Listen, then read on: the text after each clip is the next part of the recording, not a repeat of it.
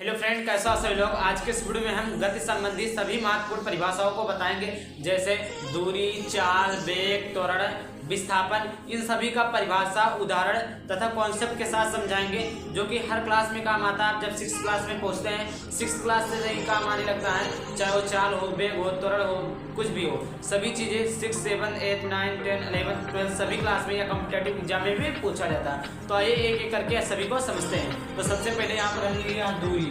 दूरी को इंग्लिश में क्या कहते हैं? डिस्टेंस कहते हैं। देखिए, इसकी परिभाषा कहती है गतिमान वस्तु द्वारा किसी समय में तय की गई पथ की लंबाई को उस वस्तु द्वारा चली गई दूरी कहते हैं। देखिए, गतिमान वस्तु द्वारा, देखिए यहाँ पर कोई भी गतिमान वस्तु, कोई भी गतिमान वस्तु, इसको मान लेते हैं पॉइंट ए, इसको मान लेते हैं पॉइंट बी, इसको मान लेते हैं पॉइंट सी।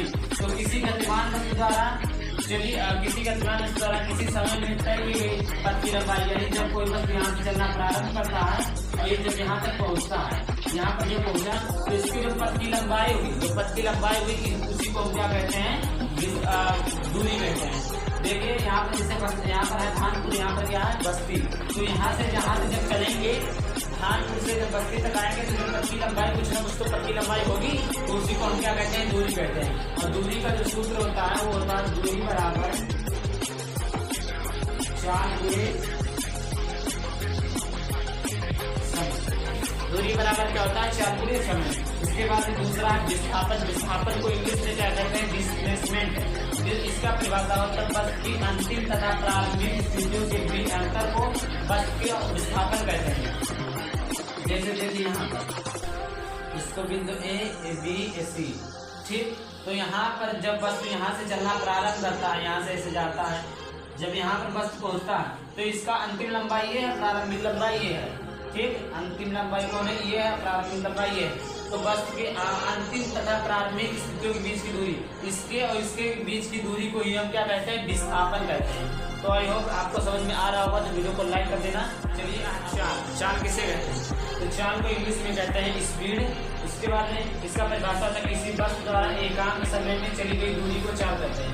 कोई वस्तु है 1 सेकंड में कितनी दूरी चली गई, उसी को हम क्या कहते हैं? चाल कहते हैं। तो चाल बराबर होता है, इसका सूत्र होता है चाल बराबर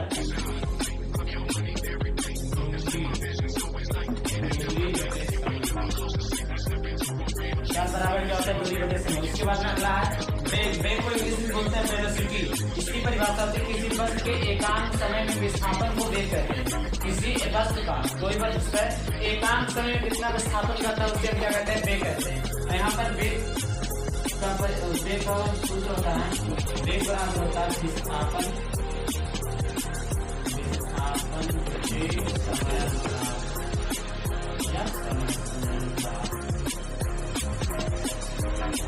अगला हमारा त्वरण। त्वरण को इंग्लिश में कहते हैं एक्सीलरेशन।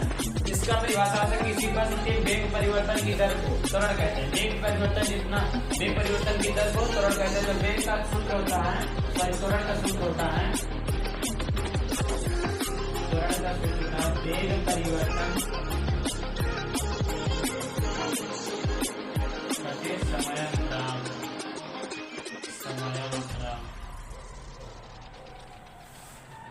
वेग परिवर्तन की दर को समय त्वरण, 1 सेकंड में कितना वेग परिवर्तन होगा, उसी को क्या कहते हैं? हम लोग त्वरण कहते हैं। तो आई होप वीडियो अच्छा लगा। वीडियो को लाइक कर देना, चैनल को सब्सक्राइब करना। जल्दी मिलते हैं किसी नए वीडियो के साथ। Bye bye.